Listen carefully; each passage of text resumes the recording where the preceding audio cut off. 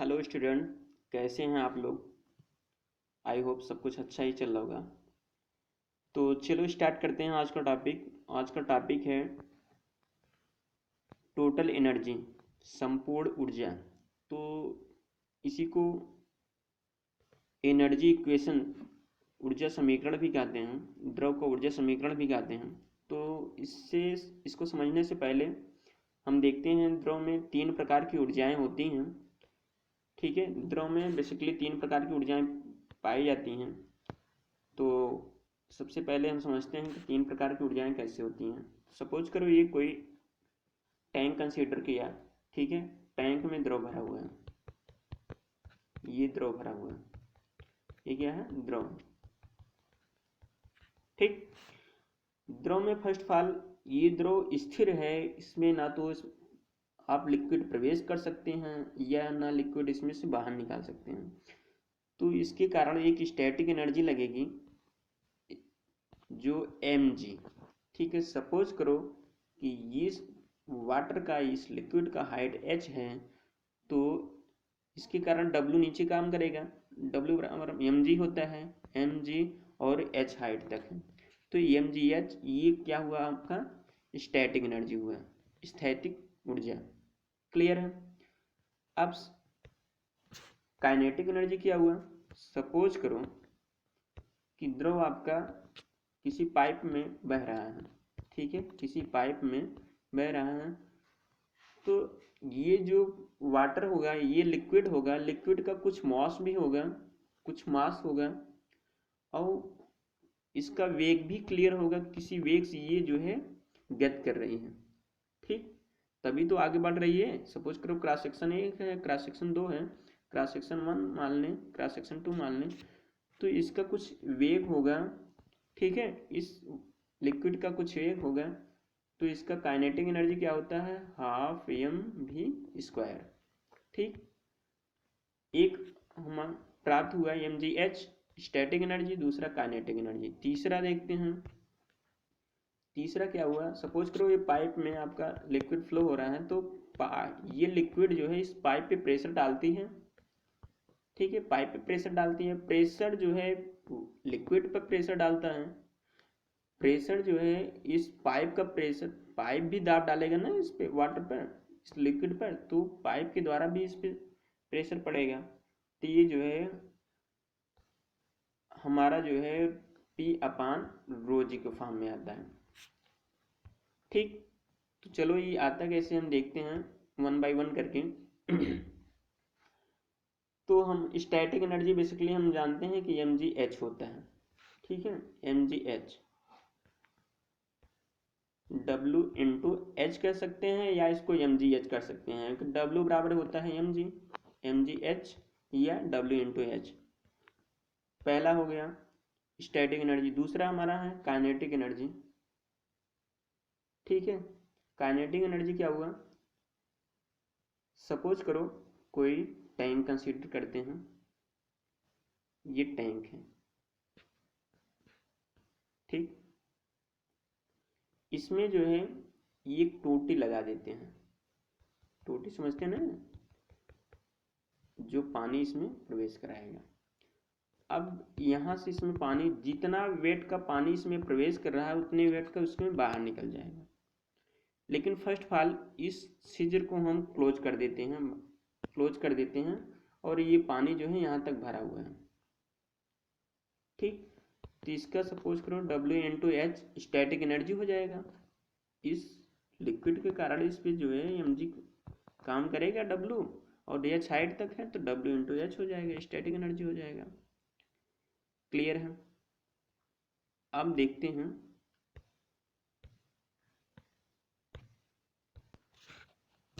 अब सपोज करो कि इस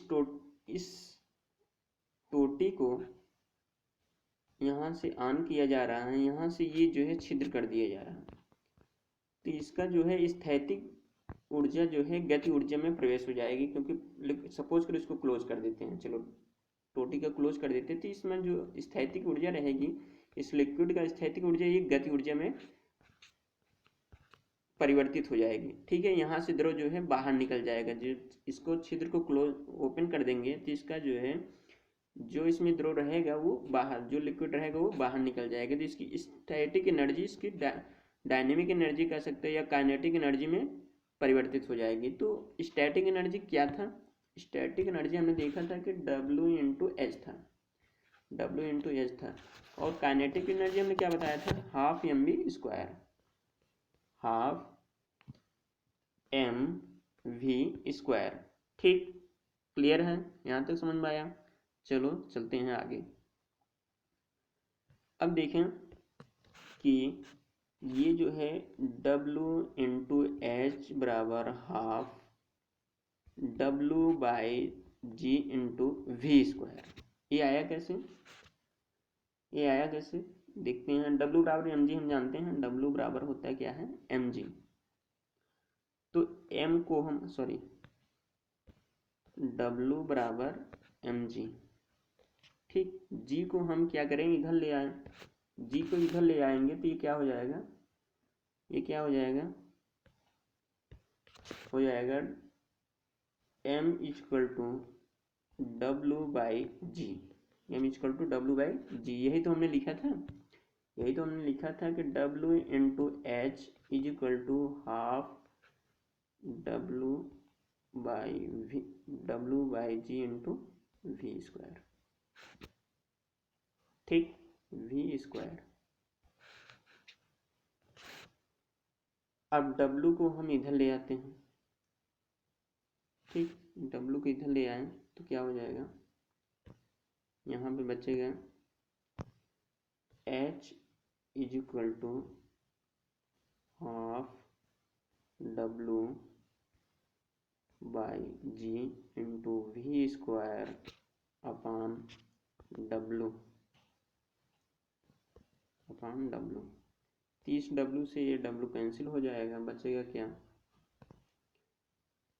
हाफ H = हाफ, यहाँ पे W कैंसिल हो गया तो बचा क्या? v²। तो v² अपान यहाँ पे 2g बचा हुआ तो 2g हो जाएगा। तो आया क्या? सॉरी फिर से देखते हैं। यहाँ पे आया था H = v²/2g आया था। क्लियर? बात समझ में आया? फिर से एक बार देख लेते हैं। यहाँ पे W/H था = हाफ W/G/v² था ना।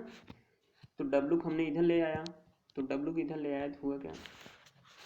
W को इधर ले आया तो हुआ क्या कि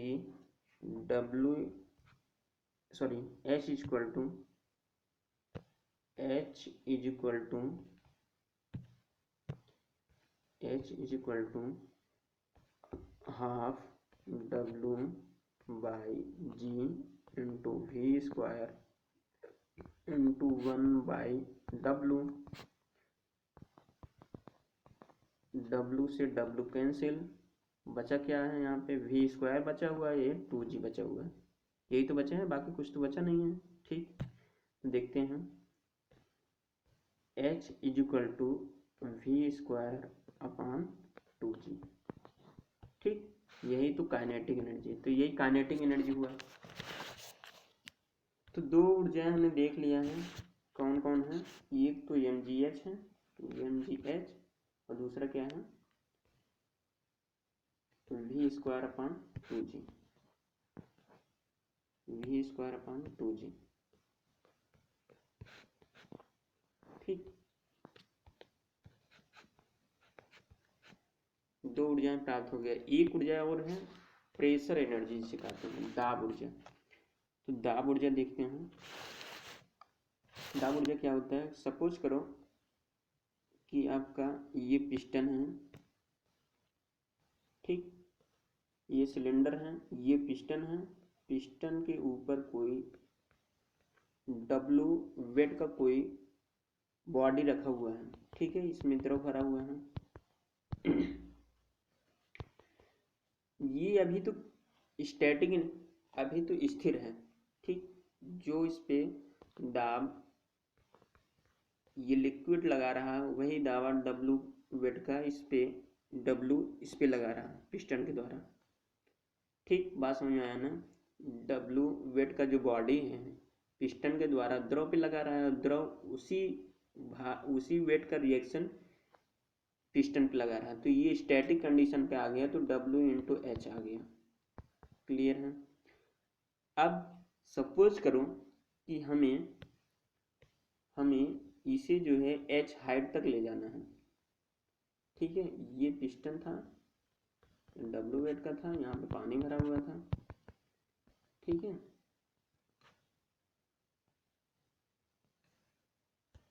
इसे हमें H हाइट तक ले जाना है, H हाइट तक, ऊपर तक ले जाना है। तो हम क्या करेंगे, इसमें जाएगा कैसे, इसके द्वारा हम इसमें पानी प्रवेश कराएं। H हाइट तक जाने में इसको वाटर इसमें लिक्विड को इसमें प्रवेश कराना होगा। ठीक है, तो सपोज करो W वेट का इसमें वाटर प्रवेश कराएं और ये H हाइट तक गया। तो हम यहाँ से देखते हैं कि W/H बराबर W। ठीक, W वेट था, H हाइट तक हमें प्रवेश कराना था, तो उसमें हमें क्या हुआ कि W वेट का इसमें पानी प्रवेश कराएं, तब यहाँ तक ये H हाइट तक पहुँचा। ये हमारा W वेट H हाइट तक पहुँचा कब, जब इसमें W वेट का इसमें द्रव प्रवेश कराएं। बात समझ में आया। जब सिलेंडर में W वेट का लिक्विड इसमें प्रवेश कराएं, तब जो है W वेट का इसमें लिक्विड जब प्रवेश कराएं, तब ये जो है यहाँ से यहाँ तक H हाइट तक हमारा W वेट का जो बॉडी था यहाँ तक पहुँचा है। क्लियर है। चलो देखते हैं। ठीक है, तो सपोज करो कि W/H is equal to W था, तो W बराबर हम जानते हैं ρ/G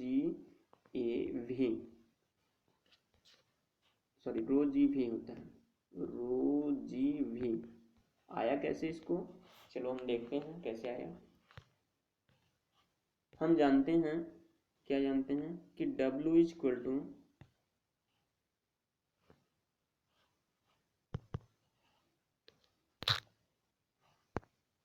हम जानते हैं कि W इज इक्वल टू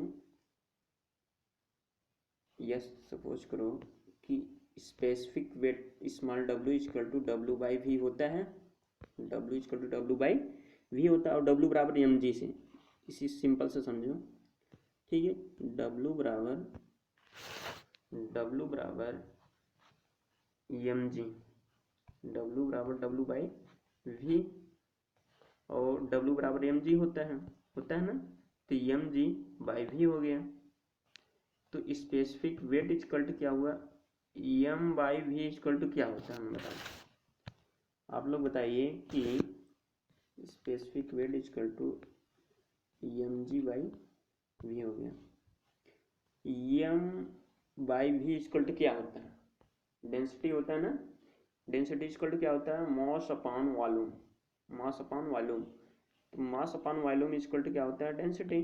तो स्पेसिफिक वेट इक्वल टू क्या हो जाएगा, स्पेसिफिक वेट इक्वल टू हो जाएगा, स्पेसिफिक वेट इक्वल टू हो गया ρ/G।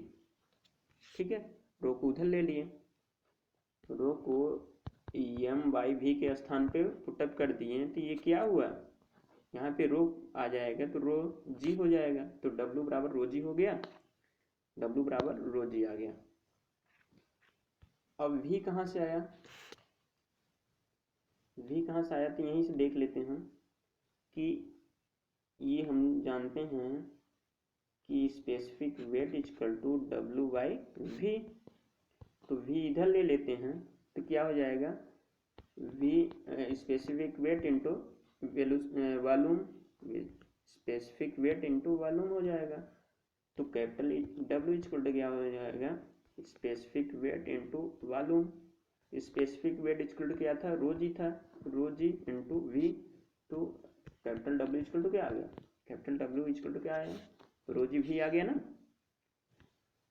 अब इस एक चीज ध्यान दें, तो v इक्वल टू क्या होता है, एरिया इनटू लेंथ, लेकिन यहाँ पे लेंथ ना देकर यहाँ पे हाइट दे दिया है, तो v इक्वल टू क्या हो जाएगा, एरिया इनटू हाइट। तो हम क्या करें बताइए, हम यहाँ से पुटअप कर दें इसका मान, तो रो जी वी के स्थान पे हम क्या कर दें, ए इंटू एच वॉल्यूम के स्थान पर एरिया इंटू हाइट पुटअप कर दे रहे हैं, तो डब्ल्यू इक्वल टू क्या आ जाएगा, रो जी ए एच आ गया।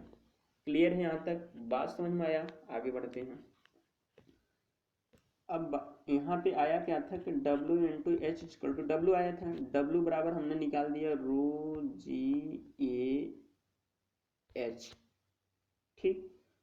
तो H को इधर ले, सपोज करो कि 1 न्यूटन की बात है, 1 न्यूटन की बात करें, ये हमारा क्या था, हमारा वेट था। W इंटू एच बराबर W क्या था, वेट, एक वेट था ना, तो 1 न्यूटन के लिए बात करें तो W किधर आ जाएगा, और W बराबर रो जी ए एच है, तो हम जो है W H upon rho G A H हो जाएगा 1 न्यूटन के लिए। क्लियर, H से H कैंसिल हो जाएगा, तो बचा क्या हमारा, W अपान रो जी ए, ठीक, W अपान रो जी ए। तो हम जानते हैं, ध्यान दें, क्या जानते हैं कि दाब बराबर क्या होता है, बल बटा क्षेत्रफल होता है, दाब बराबर बल बटा क्षेत्रफल होता है।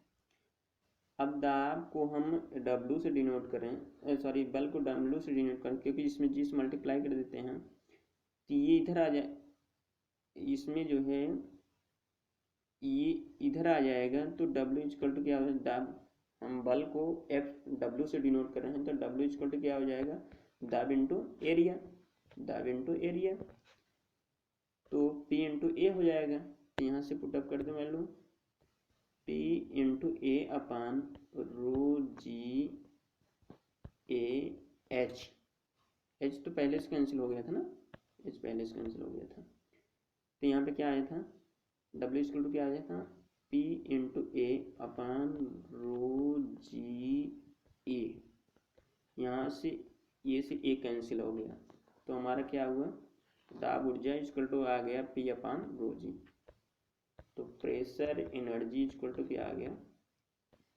P अपान रो जी। क्लियर है, यहाँ तक बात समझ में आया, प्रेशर एनर्जी दाब ऊर्जा इक्वल टू क्या आ गया, P अपान रो जी। सब क्लियर है, चलो आगे बढ़ते हैं। अब देखते हैं कि टोटल एनर्जी क्या होता है, संपूर्ण ऊर्जा इक्वल टू होता है कि सभी ऊर्जाओं का योग, तीनों ऊर्जाओं का योग ही संपूर्ण ऊर्जा होता है, तो टोटल एनर्जी इक्वल टू संपूर्ण ऊर्जाओं का योग, सॉरी संपूर्ण ऊर्जा इक्वल टू क्या होता है, तीनों ऊर्जाएं, काइनेटिक एनर्जी, पोटेंशियल एनर्जी और प्रेशर एनर्जी, तीनों ऊर्जाओं का योग ही टोटल एनर्जी होती है, संपूर्ण ऊर्जा होती है, ठीक है। गतिज ऊर्जा, दाब ऊर्जा और स्थैतिक ऊर्जा, तीनों ऊर्जाओं का योग ही हमारा क्या होता है, संपूर्ण ऊर्जा होता है। तो टोटल एनर्जी इक्वल टू हो जाएगा kinetic energy plus potential energy plus pressure energy, ठीक। तो हम कह सकते हैं कि काइनेटिक एनर्जी हो जाएगा, हाँ sorry, V square upon 2G plus potential energy क्या आ जाएगा, W इंटू एच, ठीक, प्लस प्रेशर एनर्जी क्या था, P अपान रो जी था, P अपान रो जी। तीनों ऊर्जाओं का योग ही हमारा क्या होता है, टोटल एनर्जी होता है, टोटल एनर्जी संपूर्ण ऊर्जा, ठीक। अब इसे एम जी एच भी लिख सकते हैं, क्या लिख सकते हैं, एम जी एच हो जाएगा, ठीक। डब्ल्यू के स्थान पे एम जी लिख सकते हैं, तो एम जी एच में हो सकता है। तो एक और बन जाएगा, क्या हो जाएगा, V square upon 2G plus M G H plus क्या था, P अपान रो जी था, इक्वल टू टोटल एनर्जी संपूर्ण ऊर्जा। तो संपूर्ण ऊर्जा इक्वल टू क्या आ गया, संपूर्ण ऊर्जा इक्वल टू क्या आ गया,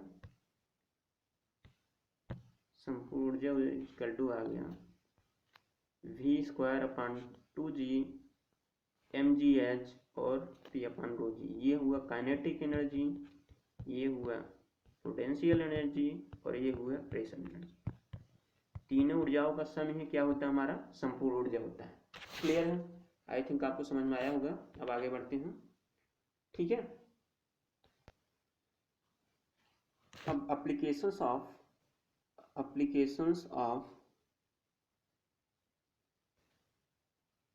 एप्लीकेशंस ऑफ एनर्जी इक्वेशन। तो इस ऊर्जा का क्या क्या अनुप्रयोग हैं, तो देखते हैं क्या क्या अनुप्रयोग हैं।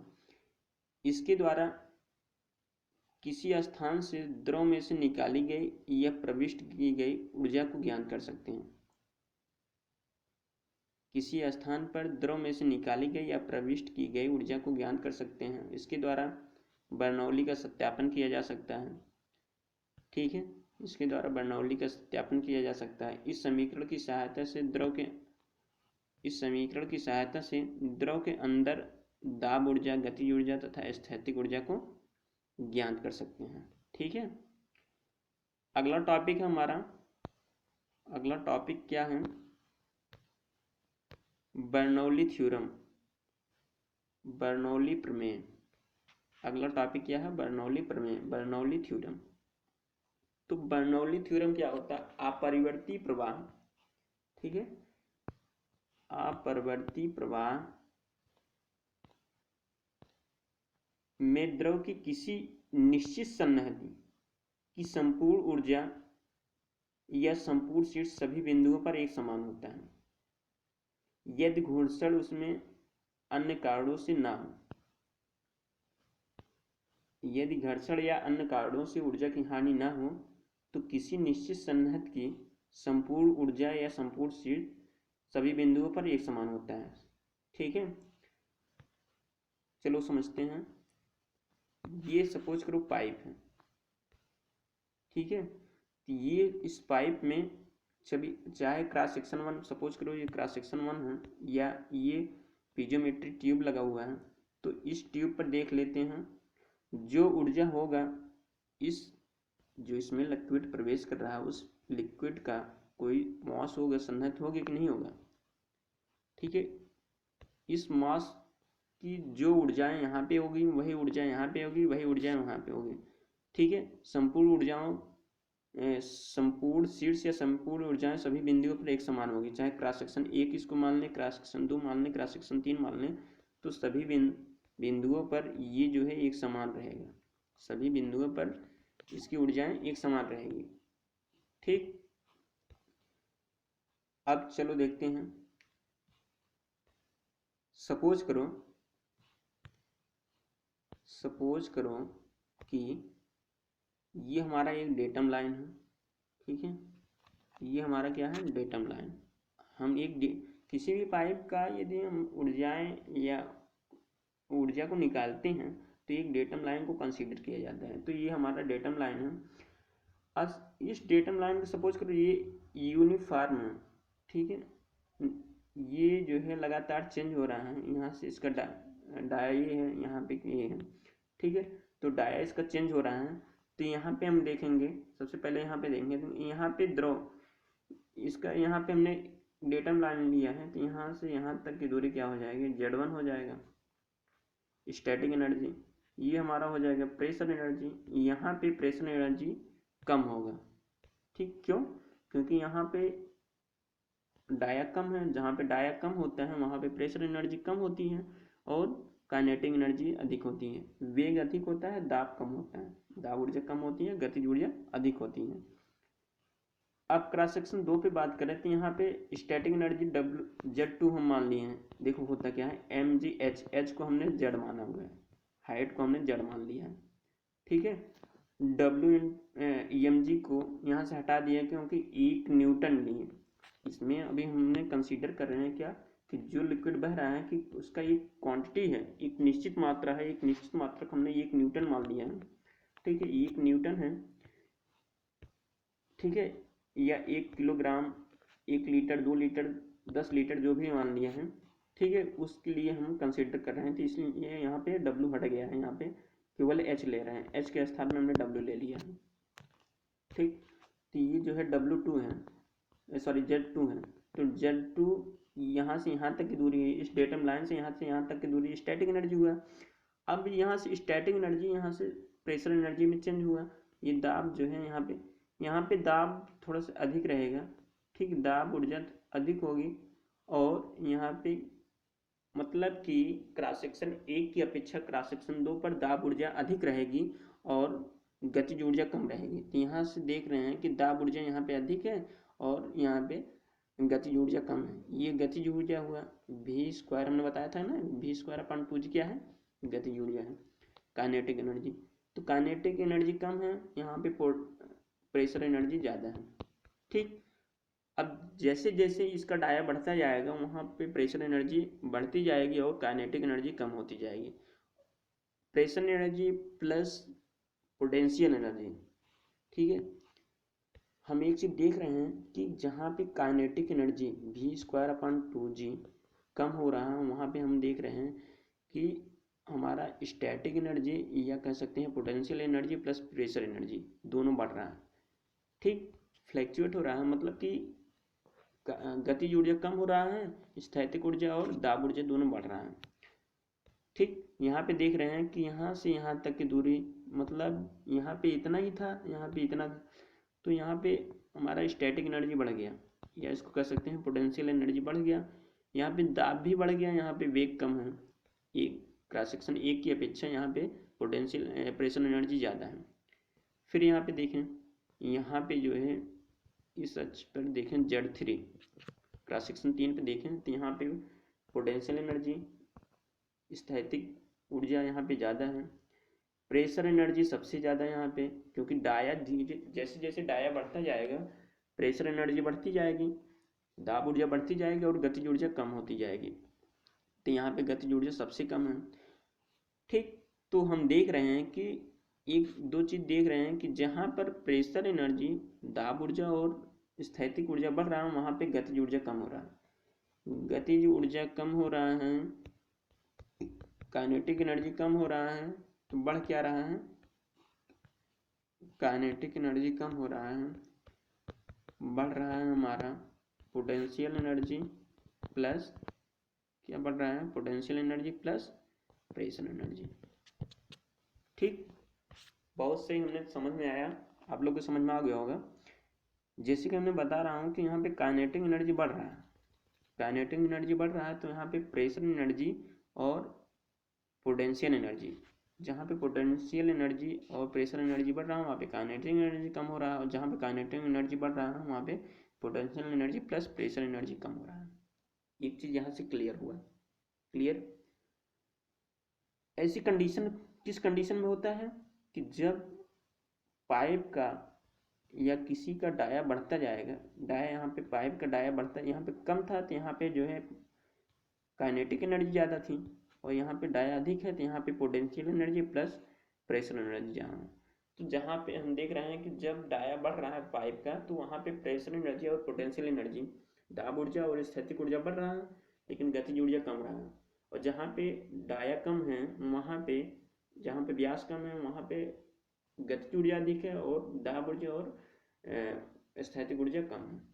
क्लियर।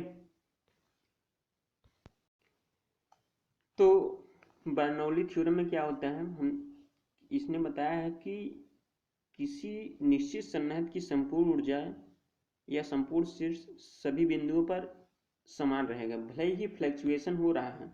यहाँ पे देख रहे हैं हमने, यहाँ पे काइनेटिक एनर्जी ज़्यादा था, यहाँ पे प्रेशर एनर्जी और पोटेंशियल एनर्जी ज़्यादा हुआ, काइनेटिक एनर्जी कम हुआ। यहाँ पे सबसे ज़्यादा हुआ, क्या ज़्यादा हुआ कि प्रेशर एनर्जी ज़्यादा हुआ और पोटेंशियल एनर्जी ज़्यादा हुआ। तो पोटेंशियल एनर्जी और प्रेशर एनर्जी दोनों ज़्यादा हुआ, और कम क्या हुआ, काइनेटिक एनर्जी कम हुआ। तो भले ही देख रहे हैं यहाँ पे एक बढ़ रहा है, कोई एनर्जी बढ़ रही है, एक दो एनर्जी बढ़ रही है और एक एनर्जी कम हो रही है। काइनेटिक एनर्जी जहाँ पे ज़्यादा है वहाँ पे पोटेंशियल एनर्जी और प्रेशर एनर्जी कम है, जहाँ पे काइनेटिक एनर्जी कम है वहाँ पे प्रेशर एनर्जी और पोटेंशियल एनर्जी ज़्यादा है। लेकिन इस बर्नौली थ्योरम में बोला गया है कि किसी निश्चित सन्निहित के एक जो हमारा लिक्विड फ्लो कर रहे हैं वो एक निश्चित क्वांटिटी में होना चाहिए, उसकी संपूर्ण ऊर्जाएं kinetic energy, potential energy, pressure energy सभी बिंदुओं पर समान होता है। सभी बिंदुओं पर क्या होता है? समान होगा। इसका मतलब क्या है कि kinetic energy plus potential energy plus pressure energy equal to क्या होगा? कांस्टेंट होगा। इक्वल टू क्या होगा? कांस्टेंट होगा। तो हम लिख सकते हैं क्या? हम क्या लिखें कि वी स्क्वायर अपान 2g या एक second z1 plus V square upon 2g plus p upon rho G. ठीक, लेकिन हमने यहाँ पे क्रॉस सेक्शन 1 पे लिया है तो v1 यहाँ पे ले रहे हैं, p1 हो जाएगा प्लस z2 v2 स्क्वायर अपान plus z2 plus z2 v2 square upon 2g plus p2 upon rho G. ठीक है, इज इक्वल टू कांस्टेंट। ठीक, सभी बिंदुओं पर ये समान होगी। ठीक है, अब आगे देखते हैं। सबसे इंपॉर्टेंट है बर्नौली थ्योरम का सत्यापन। बर्नौली प्रमेय का सत्यापन बहुत इंपॉर्टेंट है, ध्यान दीजिएगा इसको। Proof of Bernoulli theorem. ठीक है, बर्नौली प्रमेय का सत्यापन बहुत इंपॉर्टेंट है। इसमें कुछ एजम्पशंस हैं। क्या है? पहला देख लेते हैं। पहला एजम्पशंस है कि इनकम्प्रेसिबल फ्लो के लिए लागू होता है। मतलब इनकम्प्रेसिबल फ्लो के लिए क्या है कि जो पाइप में फ्लो होगा वो इनकम्प्रेसिबल, उसका जो है दबाया नहीं जा सकता।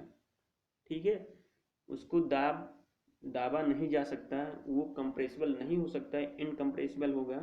उसको सपोज करो पाइप में प्रवाह हो रहा है, उसको दाबा नहीं जा सकता है, तो इनकम्प्रेसिबल फ्लो क्या हो जाएगा? सपोज करो वाटर को दाबा जा सकता है क्या? यहाँ से दाबोगे वाटर को तो ये, यहाँ से इसको दाबोगे तो ये जो है इधर फैल जाएगा, तो वाटर को क्या दाबा जा सकता है? नहीं। ठीक है, ये इनकम्प्रेसिबल है। दूसरा क्या है? स्टडी फ्लो, कि किसी बिंदु से निकलने वाले द्रव के सभी कणों का वेग एक समान होता है। ठीक है, किसी भी बिंदु से, सपोज करो ये पाइप है, क्रॉस सेक्शन 1 मान लें और क्रॉस सेक्शन 2 है, तो इस क्रॉस सेक्शन से निकलने वाले सभी द्रव कणों का वेग एक समान होगा। ठीक है, तो जो द्रव कणों का वेग यहाँ पे होगा वही यहाँ पे होगा। ठीक है, द्रव कणों का वेग एक समान होगा। किसी बिंदु से निकलने वाले सभी द्रव कणों का वेग एक समान होगा, परिवर्तित नहीं होगा। इसे स्टडी फ्लो कहते हैं। किसी बिंदु से निकलने वाले द्रव कण, सपोज करो ये पाइप है, ये पॉइंट हमने मान लिया, इस पॉइंट से जो भी इस लाइन से जो भी द्रव का कण आएगा उसका वेग एक समान। पहला कण होगा मान लो 10 मीटर प्रति सेकेंड हो। ठीक है, दूसरा का भी 10 मीटर प्रति सेकेंड होगा, तीसरा का भी 10 मीटर प्रति सेकेंड होगा, सभी द्रव कणों का वेग एक समान होगा। ठीक है, आगे नॉन विस्कस। अब नॉन विस्कस क्या होता है? सपोज करो ये पाइप है, इसमें लिक्विड भरा हुआ है, लिक्विड फ्लो हो रहा है, तो इस जो है लिक्विड का ये लेयर के रूप में चलता है, परत के रूप में, तो इस सभी परत पर फ्रिक्शन होता है। मैंने बताया था फ्रिक्शन होता है ना विस्कोसिटी। तो श्यान बल नहीं होना चाहिए, इसमें फ्रिक्शन नहीं होना चाहिए। इस परतों के बीच में, द्रव के परतों के बीच में फ्रिक्शन ना हो, द्रव के परतों के बीच में फ्रिक्शन ना हो, इसी को क्या कहते हैं? Non viscous. ठीक है, इसी को क्या कहते हैं? Non viscous. नॉन विस्कस समझ में आया कि पाइप में द्रव बह रहा है, द्रव के परतों के मध्य घर्षण ना हो, द्रव के परतों के मध्य घर्षण ना हो इसे क्या कहेंगे, नॉन विस्कस कहेंगे। अगला फ्रिक्शनलेस, द्रव इसमें से बह रहा है तो यहाँ पे हमने बताया था कि जो वाल होगा, दीवार होगा पाइप का, यहाँ पे फ्रिक्शन अधिक होगा और जैसे जैसे ऊपरी तरफ बढ़ेगा फ्रिक्शन कम होता जाएगा और फिर इधर बढ़ेगा तो फ्रिक्शन अधिक हो जाएगा। तो मध्य बिंदु पर फ्रिक्शन कम होता है, सबसे कम होता है। तो इसने बताया कि फ्रिक्शन फ्री होना चाहिए, घर्षण ना हो। तो इस दीवारों पर भी द्रव का घर्षण ना है, ना के बराबर है बिल्कुल, बट ऐसा होता नहीं है, लेकिन ये एजम्पशंस माना गया है, तभी बर्नौली का प्रूव किया गया। ठीक, तो अब प्रूव करते हैं। ठीक है, प्रूव करें तो फर्स्ट ऑफ ऑल हम देखते हैं, एक यहाँ पे देखिए पहले, ये हमारा एक पाइप है, पाइप है जिसका क्रॉस सेक्शन हमने ये माना हुआ है। ये पाइप है जिसका क्रॉस सेक्शन ये माना, यहाँ पे इसका डाया अधिक है। ठीक है, ये DL1 पहले हम कंसीडर, हमने बताया है कि कोई चीज़ पहले छोटे से हम उसको लेते हैं, फिर उसको अब इतना बड़ा पाइप को हम कंसीडर करेंगे प्रूव करने में, तो प्रूव होने में बहुत प्रॉब्लम होगी। तो इसीलिए हम एक छोटा सा पार्ट मान लेते हैं, उसका जो है हमने ड्राइव कर देते हैं, फिर उसके पूरे पार्ट को निकाल लेते हैं। तो इसी प्रकार हम इसका जो है लेंथ हमने माना कि कोई लिक्विड है, फ्लो हो रही है क्रॉस सेक्शन ए से AB से क्रॉस सेक्शन A' B' तक। ठीक है, क्रॉस सेक्शन AB से क्रॉस सेक्शन A' B' तक फ्लो हो रही है। अब यहाँ से यहाँ तक विस्थापित होने में इसका लंबाई क्या है, कोई डेल एल मानता है, हमने क्या माना है, DL माना हुआ है, DL1 माना हुआ है। DL1 क्यों माना है, क्योंकि क्रॉस सेक्शन हमने यहाँ पे एक लिया है और यहाँ पे क्रॉस सेक्शन दूसरा लिया है। क्रॉस सेक्शन दूसरा क्या है, CD, क्रॉस सेक्शन दूसरा क्या है, CD से C' तक हमने यहाँ पे द्रव को फ्लो कराएंगे। अब इस द्रव को फ्लो कराएंगे तो यहाँ से हमने प्रूव करेंगे। ठीक है, और यहाँ पे विस्थापित क्या हुआ है, DL2 विस्थापित हुआ है। द्रव यहाँ CD से लेकर C' तक विस्थापित होने में कितना दूरी तय की है, DL2 दूरी तय की है। ठीक, अब हमने बताया है कि एक आपको जो है डेटम लाइन मानना होगा, तभी वहाँ से आप कंसीडर कर सकते हैं पाइप में। ठीक है, हमने इसको डेटम लाइन मान लिया है, ये यहाँ से यहाँ तक देख रहे हैं Z1 है। ठीक, यहाँ से यहाँ तक Z2 है, ये क्या हमारा स्टैटिक एनर्जी है। ठीक, क्लियर है, डेटम लाइन है। अब इसका क्रॉस सेक्शन A1 हमने मान लिया, ये इसका क्रॉस सेक्शन A2 ले लिया, इसका वेग V1 हो गया, यहाँ पे वाटर का या लिक्विड का वेग यहाँ पे V2 हो गया। क्रॉस सेक्शन 1 पर लिक्विड का फ्लूइड का वेग V1 है और एरिया A1 है। क्रॉस सेक्शन 2 पर देख रहे हैं CD पर, क्रॉस सेक्शन CD पर लिक्विड का वेग वेलोसिटी V2 है और एरिया A2 है। ठीक है, यहाँ पे डेटम लाइन से यहाँ तक की दूरी क्या है, Z1 है, यहाँ से यहाँ तक की दूरी Z2 है। ठीक, तो सबसे पहले हम एक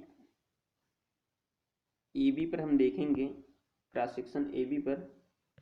ठीक है, क्रॉस सेक्शन AB पर हम देखते हैं कि consider weight of liquid between section AB and A', B'। तो स्पेसिफिक वेट इक्वल टू क्या होता है, सॉरी वेट इक्वल टू क्या होता है, हमने बताया है कि वेट इक्वल टू क्या होता है, स्पेसिफिक वेट इनटू वॉल्यूम। आया कहाँ से, फिर से एक बार बता दें कि स्पेसिफिक वेट इक्वल टू होता है, स्पेसिफिक वेट इक्वल टू क्या होता है, स्पेसिफिक वेट इक्वल टू होता है capital W upon volume. Volume को इधर ले लेते हैं तो कैपिटल W इक्वल टू क्या हो जाएगा, specific weight into volume. Clear है, बात समझ में आया यहाँ तक। अब चलते हैं आगे। ठीक, अब W इक्वल टू क्या है, कैपिटल W इक्वल टू क्या हो जाएगा, कैपिटल W इक्वल टू हो जाएगा,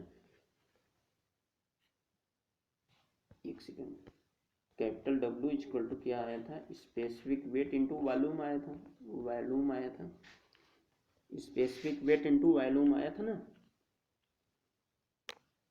स्पेसिफिक वेट इंटू वॉल्यूम आया था। अब देखते हैं स्पेसिफिक वेट इक्वल टू क्या आया था, रोजी आ गया, वॉल्यूम वॉल्यूम ही रखते हैं। अब हमने बताया है कि वॉल्यूम इक्वल टू क्या होता है, एरिया इंटू लेंथ होता है। तो हमने क्या किया, रो जी, एरिया हमने A1 माना था और लेंथ क्या किया, DL1 माना है। क्रॉस सेक्शन एक पर देख रहे हैं, AB पर, क्रॉस सेक्शन AB पर। तो वेट हमारा क्या आ गया, W इक्वल टू क्या आ गया, रो जी A1 DL1। तो हम लिख दें capital W equal to rho G A1 DL1, ठीक है। अब ये क्या है, ये क्या है, क्रॉस सेक्शन एक पर जो हमारा लिक्विड फ्लो हो रहा है उसका वेट है। क्रॉस सेक्शन एक पर जो हमारा लिक्विड फ्लो हो रहा है उसका वेट क्या आया, रो जी A1 DL1, ठीक है। AB से E डैश B डैश तक फ्लो होने में हमारा जो लिक्विड फ्लो हुआ उसका जो है वेट है, ठीक। क्रॉस सेक्शन AB पर हमने देखा कि AB से A डैश B डैश तक फ्लो कराया, तो हमारा जो लिक्विड था उसका हमारा वेट निकालें, क्या निकालें, वेट निकल के आ गया कि रो जी A1 DL1। इसी प्रकार क्रॉस सेक्शन CD से C डैश D डैश तक देखें तो ये आ जाएगा W इक्वल टू क्या आ जाएगा, रो जी A2 DL2 आ जाएगा ना, ठीक। अब यहाँ पे एक चीज समझने वाली है कि W इक्वल टू क्या आया है, रो जी A1 DL1 रो जी AL2 DL2। तो हम रोजी को इधर ले लेते हैं, रोजी को इधर ले लेते हैं तो आ जाएगा क्या, आ जाएगा हमारा W by rho g is equal to आ गया A1 DL1 equal to A2 DL2, ठीक। रोजी हमारा सेम आया। तो इसका मतलब क्या है कि जहाँ पे A1 DL1 या A2 DL2 आएगा वहाँ पे हम क्या पुटअप करेंगे, W बाई रोजी पुटअप करेंगे। क्लियर, यहाँ तक क्लियर है ना, आगे बढ़ते हैं हम। अब देखो कि हमारा जो है ये हमारा पाइप था, सॉरी ये हमारा पाइप था, पाइप का जो है यहाँ पे डाया अधिक था, यहाँ पे ये भी है E B A dash B dash, ठीक। अब यहाँ से यहाँ तक कि वाटर फ्लो कराने में कुछ वर्क होगा कि वाटर अपने प्रवेश कर जाएगा, क्योंकि यहाँ पे हम देख रहे हैं डाया कम है, तो डाया कम है तो यहाँ से हमें प्रेशर डालना होगा, यहाँ पे बल, यहाँ पे दाब डालेंगे, यहाँ पे कार्य करना पड़ेगा, कुछ यहाँ पे वर्क करना पड़ेगा, कुछ दाब डाला, दाब द्वारा कुछ वर्क करना पड़ेगा, तभी ये फ्लूइड यहाँ से यहाँ तक आएगी। ए बी से ए डैश बी डैश तक तभी आएगी जब इसको हम प्रेशर देंगे, प्रेशर के द्वारा कुछ कार्य करना पड़ेगा जिसकी वजह से ये जो है लिक्विड यहाँ से यहाँ तक आएगी, क्योंकि डाया कम है, ठीक है। तो हम देखते हैं क्या हम वर्क करना पड़ेगा। तो वर्क डन इक्वल टू क्या होता है, वर्क W बराबर क्या होता है, W बराबर होता है F D force into displacement. तो W इक्वल टू क्या होता है, फोर्स इंटू डिस्प्लेसमेंट। तो W इक्वल टू क्या हुआ, फोर्स को हम क्या लिख सकते हैं, PA, ने बताया है कि दाब बराबर बल बटा क्षेत्रफल से, दाब बराबर बल बटा क्षेत्रफल से। तो इसको इधर ले लिए, तो F के स्थान पे हमने क्या पुटअप कर दिया, P इंटू A। तो हमने सपोज करो कि क्रॉस सेक्शन ए, अभी तो ए बी पे ले रहे हैं, तो डब्लू इज इक्वल टू क्या हो जाएगा, P1A1, ठीक है, P1, और डिस्प्लेसमेंट क्या होगा, डिस्प्लेसमेंट DL1 हो जाएगा ना, डिस्प्लेसमेंट विस्थापन कितना होगा, DL1 होगा, DL1 होगा ना। देखो अब यहाँ से लेकर यहाँ तक हमने DL1 माना था, DL1 माना था ना, तो वाटर यहाँ से यहाँ तक फ्लोट होने में, यहाँ से लेकर यहाँ तक आने में DL1 विस्थापित होगा, तो यही तो हमने लिया है DL1। तो W इक्वल टू क्या होगा, P1A1 DL1।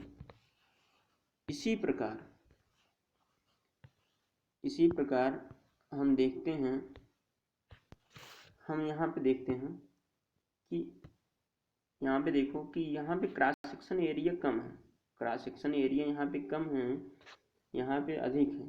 तो क्रॉस सेक्शन एरिया कम है तो जो प्रेशर आपका लगेगा उस इस साइड लगेगा, एंटी क्लॉकवाइज लगेगा, क्योंकि दाब इधर डालेगी ना, दाब इधर डालेगी, दाब इधर लगेगा, तो यहाँ पे क्या होगा, वेलोसिटी अधिक हो जाएगा, एरिया कम है, दाब जो है इधर लगेगा, क्योंकि ये जो है पाइप के द्वारा दाब इधर लगेगा, ठीक है, तभी तो इसका वेग कम अधिक होगा, तो इसका जो है दाब इधर लगेगा, दाब इधर लगेगा, तो एंटी क्लॉकवाइज डायरेक्शन में जो है, एंटी डायरेक्शन में इधर लग रहा है, तो जिसकी वजह से हम इसको हम क्या कर सकते हैं, अब डब्ल्यू बराबर क्या करते हैं, CD पर, क्रॉस सेक्शन CD पर देख लें, क्रॉस सेक्शन CD पर हम देख लेंगे, तो ये हो जाएगा W इक्वल टू क्या हो जाएगा, W इक्वल टू हो जाएगा माइनस P2A2 DL2। बात समझ में आया।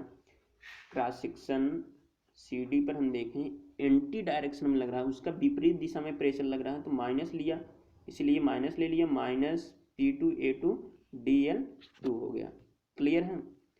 तो यहाँ पे देख रहे हैं W equal to minus P2A2 DL2 हो गया।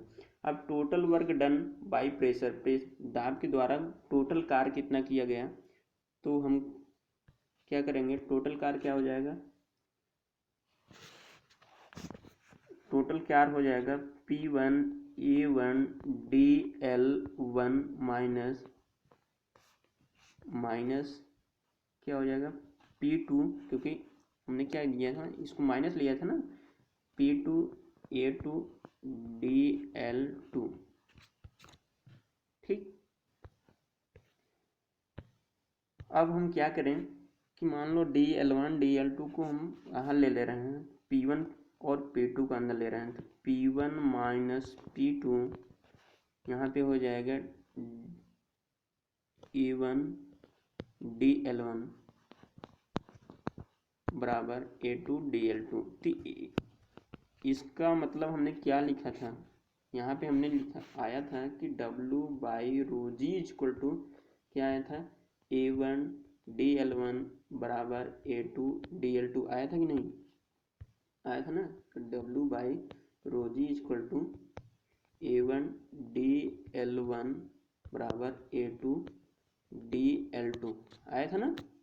तो इसके स्थान पे हम क्या करते हैं, पुटअप करते हैं, W बाई जी पुटअप करते हैं, तो हमारा क्या हो जाएगा, W बाई रो जी, और यहाँ पे क्या हो जाएगा, P1 माइनस P2, ठीक। तो यही तो आया था इसमें, यही तो आया हुआ, यहाँ पे यही आया हुआ है, W by row P1 minus P2। अब ये देखो W का स्थान पे हमने क्या किया, W by rho G P1 minus P2, ठीक। अब यहाँ पे W बराबर mg रख दें, तो mg अपान रो जी क्लियर P1 माइनस P2, जी से जी कैंसिल हुआ, यहाँ पे बचा क्या, m बाई रो हुआ, यह हम लिख सकते हैं कि m by rho P1 minus P2, ये हमारा क्या हुआ, प्रेशर एनर्जी निकल गया, ठीक, अभी हमें निकालना क्या है, हमें पोटेंशियल एनर्जी निकालना है और काइनेटिक एनर्जी निकालना है। तो चलो चलते हैं पोटेंशियल एनर्जी की तरफ।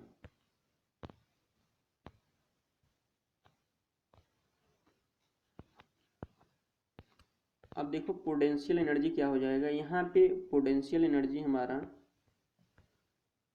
यहाँ पे पोटेंशियल हमारा एनर्जी क्या है, यहाँ पे देख रहे हैं Z1 अधिक है, ठीक है,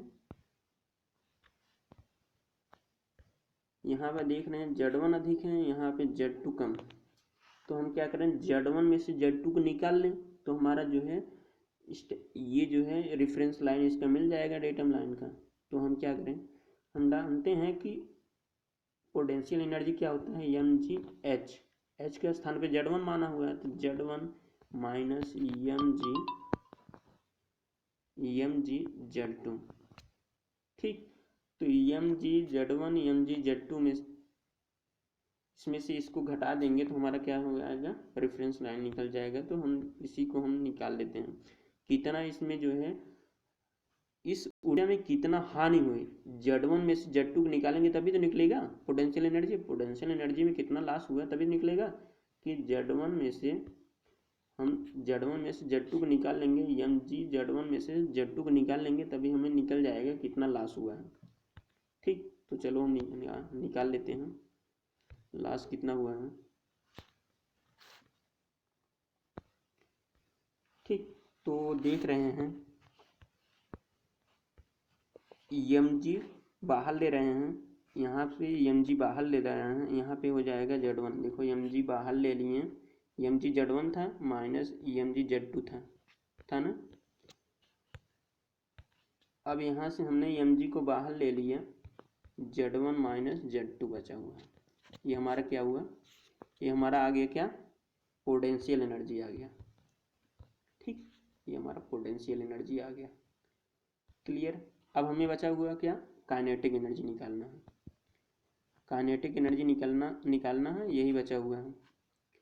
तो हमने बताया था कि जहाँ पे हमारा प्रेशर एनर्जी कम होगा, जहाँ पर एरिया कम होगी, जहाँ पर एरिया कम होगी वहाँ पे पोटेंशियल एनर्जी कम होगी, और जहाँ पे प्रेशर एनर्जी कम होगी, और जहाँ पे प्रेशर एनर्जी कम होगी वहाँ पे काइनेटिक एनर्जी ज़्यादा होगी। तो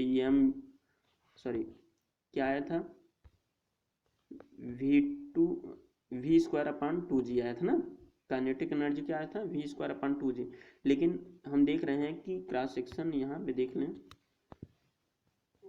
क्रॉस सेक्शन यहाँ पे देख रहे हैं, क्रॉस सेक्शन यहाँ पे कम है, यहाँ पे इसका मतलब जो है इसका वेलोसिटी अधिक होगा, काइनेटिक एनर्जी अधिक होगा। तो v2 square upon 2g minus v1 square upon 2g, तब हम निकाल लेंगे तो कितना यहाँ पे अधिक है, यहाँ पे वेलोसिटी, यहाँ पे काइनेटिक एनर्जी कितना अधिक है, तो v इसमें में से इतना इसको घटा देंगे तो यहाँ पे कितना प्राप्त, कितना अधिक है देख रहे हैं, ठीक, ये निकल जाएगा। तो चलो निकाल लेते हैं।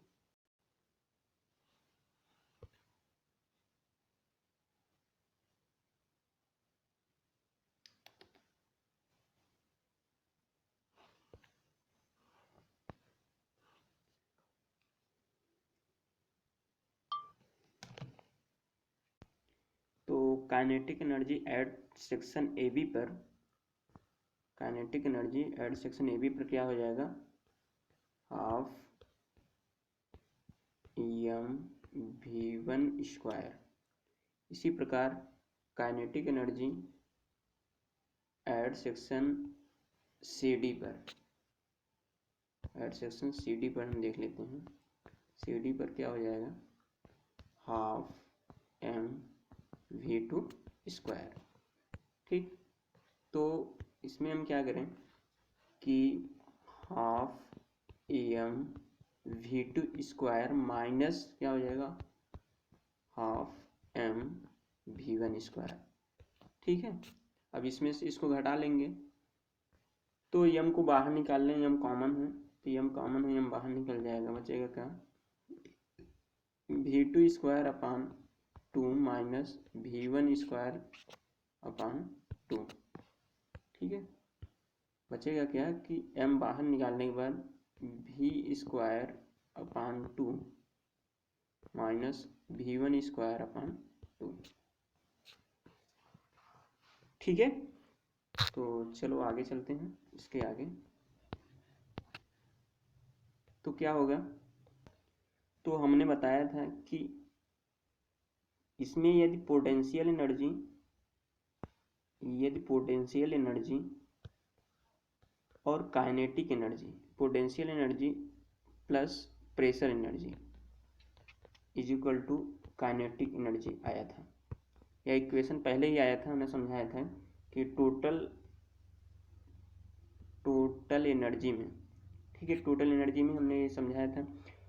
तो इसमें देखते हैं कि जब दो ऊर्जाएं में कमी होती, देखो लास्ट में क्या हो जाएगा, ये कांस्टेंट होगा, ये सब कांस्टेंट में आएगा सभी क्रॉस सेक्शन पे, बट इसमें फ्लैक्चुएशन, इसमें उतार चढ़ाव फ्लैक्चुएशन होगा कि ये पोटेंशियल एनर्जी कम होगी, प्रेशर एनर्जी कम होगी, पोटेंशियल एनर्जी कम होगी और प्रेशर एनर्जी कम होगी, तो काइनेटिक एनर्जी बढ़ेगी। ठीक है, काइनेटिक एनर्जी बढ़ेगी, तो ये होता रहेगा, लेकिन लास्ट में क्या होगा, सबका जो है add equal to kinetic energy का होगा। ये जो है इक्वेशन में आया था कि potential energy plus pressure energy equal to kinetic energy, दाब ऊर्जा प्लस स्थैतिक ऊर्जा बराबर गतिज ऊर्जा के। तो ये हम जो है फार्मूला उस पर फिलअप करते हैं, फार्मूला पे पुटअप करते हैं कि स्थैतिक ऊर्जा में हानि प्लस दाब ऊर्जा में दाब द्वारा किया गया कार्य, स्थैतिक ऊर्जा में हानि प्लस दाब द्वारा किया गया कार्य इक्वल टू गतिज ऊर्जा में प्राप्त। तो ये जो है सभी को हम पुटअप कर देते हैं। हमारा स्थैतिक ऊर्जा क्या था, mg(Z1 - Z2) प्लस दाब ऊर्जा क्या आया था, m/ρ P1 - P2, और काइनेटिक एनर्जी क्या था, m बाहर निकला था, v2² / 2 माइनस v1² / 2, ये आया था ना। तो हम इसमें क्या करें, हम इसमें mg को कॉमन ले ले रहे हैं, mg तो पहले आया था, mg से हम भाग देते हैं सब में, तो mg से भाग दे देंगे तो ये हो जाएगा Z1 - Z2 प्लस यहाँ पे क्या था, m/ρ था, m/ρ था ना, Z1 - Z2 बचा हुआ है। एक सेकंड फिर से देखते हैं, देखो mg ऑलरेडी था इसका, Z1 - Z2 है, ठीक है, प्लस यहाँ पे क्या था, प्रेशर एनर्जी में m/ρ P1 - P2 था, P1 - P2 equal to kinetic energy क्या था, m बाहर था, v2² / 2 माइनस v1² / 2। क्लियर। अब mg से सब में भाग देते हैं, mg से इसमें भाग दे देते हैं, mg से इसमें भाग दे देते हैं और mg से इसमें भाग दे देते हैं। ठीक है, तीनों ऊर्जा में भाग दे देते हैं, mg से mg कैंसिल हो जाएगा, एक m से एक m कैंसिल हो जाएगा यहाँ से m से कैंसिल हो जाएगा, बचेगा क्या कि Z1 यहाँ पे बचेगा हमारा, यहाँ पे Z1 - Z2 बचेगा, यहाँ पे बचा ρg। ठीक है, तो P1 - P2 अपान ρg यहाँ बच गया, और यहाँ पे m से m कैंसिल बचा 1/g, तो यहाँ पे बचा है 1/g। ठीक, और v2² / 2 माइनस v1² / 2। अब हम क्या करेंगे कि क्रॉस सेक्शन AB को अलग कर लेंगे और CD को अलग कर लेंगे। ठीक है, दोनों पे देखेंगे कांस्टेंट वैल्यू आना चाहिए, एकदम इक्वल में आना चाहिए। तो इसमें देख रहे हैं कि Z1 इधर है, P1/ρg, देखो सब में गुणा हो जाएगा, ये g से इसमें मल्टी हो जाएगा तो ये हो जाएगा 2g। देखो होगा क्या, Z1 माइनस Z2, ठीक। इधर क्या हो जाएगा plus P1 upon rho G minus P2 upon rho G, P2 upon Z1 minus Z2 plus P1 upon rho G plus, sorry minus था ना, यहाँ पे माइनस था, minus P2 upon rho G equal to V2 square upon 2G minus V1 square upon 2G, ये आया। अब इसको Z1 अलग है तो Z1 को हम यहाँ पे Z1 को अलग कर लेते हैं। जो प्लस का वैल्यू है देख रहे हैं यहाँ पे P1 अपान 2G है, तो A cross section A B हम देख रहे हैं, cross section A B equal to cross section C D हो जाएगा। यहाँ पे क्या है, यहाँ पे P1 अपान रो जी आ गया, ठीक है, P1 अपान रो जी। यहाँ पे बचा क्या है, यहाँ पे V1 minus V1 square upon 2G है। अब इज इक्वल टू के फॉर्म में आएगा तो इधर आ जाएगा तो प्लस हो जाएगा, plus V1 square upon 2G। इसमें क्या हो जाएगा, CD क्रॉस सेक्शन CD पर देख रहे हैं, क्रॉस सेक्शन CD पर, तो CD पर क्या हो जाएगा, यहाँ पे Z2 हो जाएगा प्लस P2 माइनस, देखो इधर माइनस है सब, उधर जाएंगे प्लस हो जाएंगे, तो plus Z2 plus P2 upon rho जी, ये जो है प्लस ऑलरेडी है, ये है इधर इक्वल टू के फॉर्म में है, तो ये प्लस है, ये है, तो हो जाएगा V2 स्क्वायर अपान 2G हो जाएगा, ठीक। यही आपका जो है बर्नौली प्रमेय का सत्यापन है, यही प्रूफ है, यही आपका फार्मूला बहुत इंपॉर्टेंट फार्मूला है। इस पे या तो डेरिवेशन पूछता है या इसका जो है इस पे सवाल पूछता है, इस पे क्वेश्चन आता है, जिसको ध्यान में रखिएगा, बहुत इंपॉर्टेंट है। और वीडियो देख आई थिंक आपको समझ में आया भी होगा, और वीडियो देखने के लिए धन्यवाद।